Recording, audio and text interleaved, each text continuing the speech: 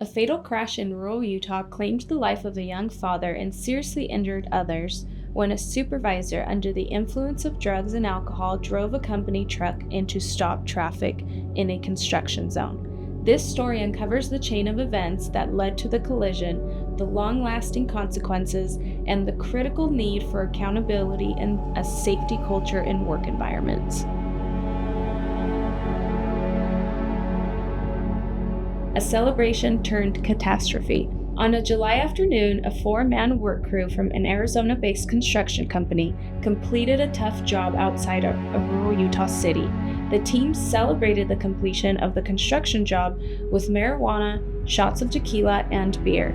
Shortly afterwards, they decided to hurry home. Their supervisor, Caleb Renshaw, led the charge, both in the celebration and behind the wheel.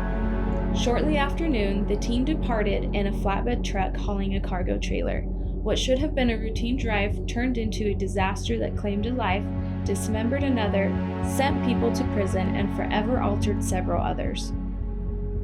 A reckless drive and devastating crash.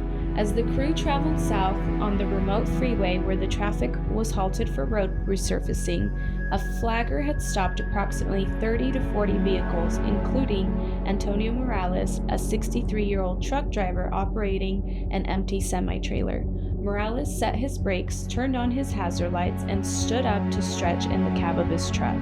Despite several warning signs, including rumble strips and advisories to prepare to stop, Renshaw drove at a dangerous speed. Witnesses estimated he was going between 75 and 85 miles per hour, weaving through a single southbound lane and into opposing traffic that was being led by a pilot car.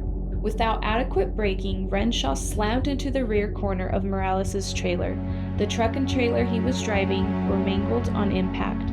The force twisted the semi-truck's axles and lodged the cargo trailer beneath it. Debris flew across the highway, even striking a northbound vehicle. The flatbed truck then ricocheted into the front bumper of Morales' semi, veered off the highway, tore through a fence, and came to rest in a field, its engine catching fire. Construction workers extinguished the flames while Good Samaritans rushed to help. The consequences were catastrophic. A 24-year-old husband and father of 2, seated in the back of a flatbed truck and wearing a seatbelt, died on impact. Another backseat passenger suffered facial trauma so severe he couldn't open his swollen eyes. The front passenger's right arm was severed just below the shoulder and was never reattached despite AirMed evacuation and emergency treatment. Morales sustained facial fractures, a neck injury, and nerve damage when he was violently thrown inside his cab. Renshaw later admitted to authorities that he had blacked out. He confessed to drinking beer and using marijuana earlier that morning. Authorities found drug paraphernalia and synthetic urine in his possession. The guiding light of accountability. Thanks to the immediate response from construction workers and passing drivers, those injured were stabilized before first responders arrived. Fire was contained, and life-saving measures, including a makeshift tourniquet, were administered. Law enforcement took swift action. Caleb Renshaw was criminally charged and ultimately pled guilty to second-degree manslaughter. In exchange for his plea, charges for reckless driving, drug possession, and impairment-related offenses were dropped. His sentencing is pending. This tragic event underscored multiple failures, chief among them a lack of leadership, substance abuse on the job, and the dangers of reckless conduct. But it also revealed resilience in those who responded and a legal system striving to deliver justice. Building from the wreckage, this crash is a cautionary tale, one that reveals the deadly cost of negligence and poor decision-making on the job.